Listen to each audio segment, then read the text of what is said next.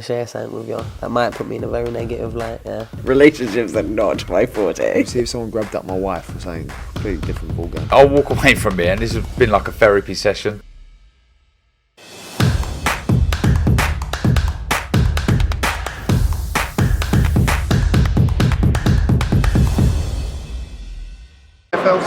IFL TV, Andrew McCART here, IFL TV, proudly sponsored by Everlast. I'm here with Simon Jordan. I know you critique us for not asking the tough questions, so I'm going to ask you a tough question right now. What do you think of that? I thought it was fabulous. I didn't see it coming. I thought there was going to be a long 12-round fight which someone would win marginally on points. I thought that Liam Smith had to fight a certain type of fight, and if he was drawn into a certain fight by Chris Eubank, he was going to find it difficult because Chris Eubank can fight. I felt the first 2 rounds that Liam was having difficulty closing the distance. I thought in the 3rd round Chris started to get going, and I thought, oh, this don't look good, and I didn't see that coming, and I don't think most of the auditorium saw it coming. But what a finish. It's a byproduct of Chris Eubank taking too many fights that haven't really pushed him. So when he gets in with a live one, that's what he got. I mean, with Liam Smith, the general consensus all fight week who I've been speaking to was a decision to Liam and a decision to Chris Eubank. Coming into the arena tonight, what were you thinking? Absolutely that. My anticipation and my hope, because I'm a big Smith fan. I like the Smith family. I like all the brothers. I think they've been a remarkable contribution to British boxing. They've all fought at the top level, and I think Liam, obviously having won a world title, is someone I particularly like. I like his brother Paul. I like all the brothers. I like Callum, and obviously like Stephen. The bottom line is that I anticipated. Hey Jamie, I anticipated a fight that would have substance. I didn't anticipate Liam being able to clean his clock, but he duly did. Next question then. Where does the winner obviously goes on? Maybe because Liam won that, there could be a rematch at Anfield. That's what we all want, probably a fight at Anfield. But where does the loser go from this? Do you think Chris deserves the rematch after that? No. Nope. No. Simple as that. Listen, a rematch clause was put in predominantly for Eubank's benefit, and that was because possibly it might have been a decision that was marginal and close. There's no reason for Liam Smith to want to fight Chris Eubank besides a contractual obligation. If there's any elegance in this situation, Eubank won't invoke a rematch clause just so he can get paid. Liam Smith's earned another tilt at a world title. That was a comprehensive, compelling performance. It was far more unequivocal and forthright than some of the questions that IFL asked people.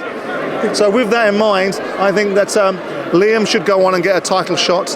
I think Chris Eubank should sit down and look at the reality of what he wants to do. I suspect he can get paid for fighting Conor Benn once Conor Benn finds a way through his particular mess, mire, conundrum. But I think Liam Smith should be allowed not to have this contractual situation enforced, because there's no reason for it besides a contract that actually was really based upon a decision that might have brought about debate. So there we are. Listen, I know you're a bit. I listen to you and Jim White in the morning, and when you talk about boxing, you say the big fights should be. I mean, these misfits cards and influencer cards, boxing created that because the big fights don't get made in boxing. Is this a step in the right direction? This fight here with Smith and Eubank? Yeah, I think so. But you've got to have promoters with the right mindset. I listened to you guys the other day. I listened to Coogan giving Ben Shalom. You've only been around for 5 minutes bit. Well, this young man's making fights that a lot of people wouldn't make. So when you make those sort of comments, which is a little bit facetious, imagine what Ben's going to do if he's around for 15 minutes.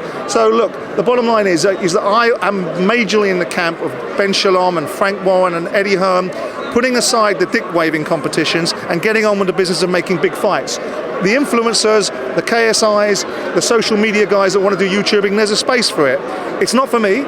I don't particularly admire it. I don't like the way it indexes itself to top flight boxing. I get it, but I don't concur with the observation that you just made that these fights can't be made. That's why that space is being filled.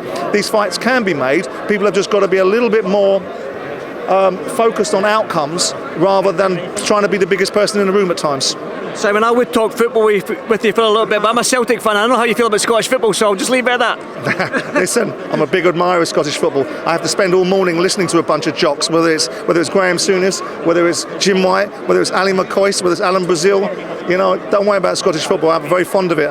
Some of the greatest players that we've ever seen have come from Scottish football. I just like to see a little bit more competitivity in Scottish football, but who knows? Well, I bet you didn't know there was a jock in IFL TV, did you? No, I didn't.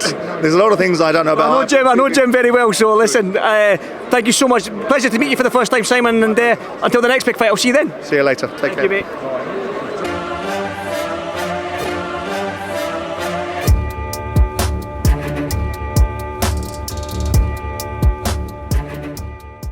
to share something with you. That might put me in a very negative light. Yeah. Relationships are not my forte. See if someone grabbed up my wife or something. Completely different ballgame. I'll walk away from it, and this has been like a therapy session.